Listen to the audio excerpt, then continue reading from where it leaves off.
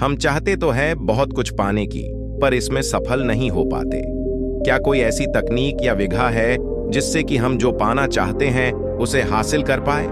हाँ, एक ऐसी विधा है जिसका ज्ञान बहुत कम लोगों को है और 100 में से केवल 2-3 लोग ही इसे सीख पाते हैं। क्या आप उन 2-3 लोगों में से हो जो इसकी काबिलियत रखते हैं? आज ये कहानी आपकी आंखें खोल देगा और आपको असीम ज्ञान देगा जिसका उपयोग बहुत कम लोग ही कर पाते हैं। जो चाहोगे सो पाओगे। You can get what ever you want. एक साधु घाट किनारे अपना डेरा डाले हुए था। वहां वह धुनी रमाकर दिन भर बैठा रहता और बीच बीच में ऊंची आवाज में चिल्लाता, जो चाहोगे सो पाओगे, जो चाहोगे सो पाओगे। उस रास्ते से गुजरने वाले लोग उसे पागल समझते थे। वे उसकी बात सुनकर अनुसना कर देते और जो सुनते वे उस पर हंसते थे। एक दिन एक बेरोजगार युवक उस रास्ते से गुजर रहा था। साधु की चिल्लाने की आवाज उसके कानों में भी पड़ ढी। जो चाहोगे सो पाओगे, जो चाहोगे सो पाओगे। ये वाक्य सुनकर वह युवक साधु के पास आ गया और उससे पूछने लगा, बाबा, आप बहुत देर से जो चाहोगे सो पाओगे चिल्ला रहे हो।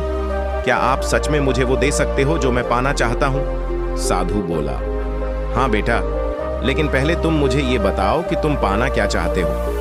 बाबा, मैं चाहता हूं कि एक दिन मैं हीरों का बहुत बड़ा व्यापारी बनूं। क्या आप मेरी ये इच्छा पूरी कर सकते हैं? युवक बोला, बिल्कुल बेटा, मैं तुम्हें एक हीरा और एक मोती देता हूं। उससे तुम जितने चाहे हीरे मोती बना लेना। साधु बोला। साधु की बात सुनकर युवक की आंखों में आशा की ज्योति चमक उठी। फिर साधु ने उसे अपनी दोनों हथेलियां आगे बढ़ाने को कहा। युवक ने अपनी हथेलियां साधु के सामने कर दी। साधु ने पहले उसकी एक हथेली पर अपना हाथ रखा और बोला, बेटा, ये इस दुनिया का सबसे अनमोल हीरा है।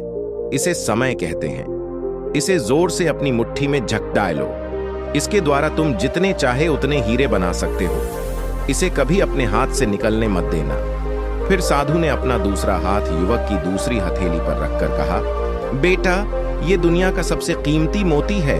इसे धैर्य कहते हैं। जब किसी कार्य में समय लगाने के बाद भी वांछित परिणाम प्राप्त ना हो तो इस धैर्य नामक मोती को धारण कर लेना। यदि यह मोती तुम्हारे पास है तो तुम दुनिया में जो चाहो वो हासिल कर सकते हो। युवक ने ध्यान से साधु की बात सुनी और उन्हें धन्यवाद कर वहां से चल पड़ा। उसे सफलता प्राप्ति के 2 गुरु मंत्र मिल गए थे। उसने निश्चय किया कि वह कभी अपना समय व्यर्थ नहीं गंवाएगा और सदा धैर्य से काम लेगा। कुछ समय बाद उसने हीरे के एक बड़े व्यापारी के यहाँ काम करना प्रारंभ किया। कुछ वर्षों तक वह दिल लगाकर व्यवसाय का हर गुण सीखता रहा और एक दिन अपनी मेहनत और लगन से अपना सपना साकार करते हुए हीरे का बहुत बड़ा व्यापारी बना।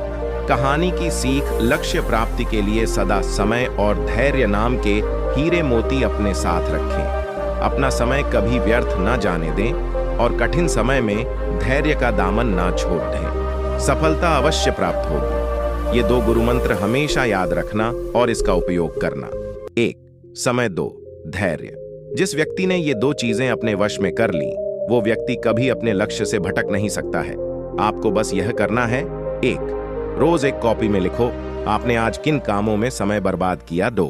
साथ ही जरूरी कामों को भी लिखो जो करना चाहिए था।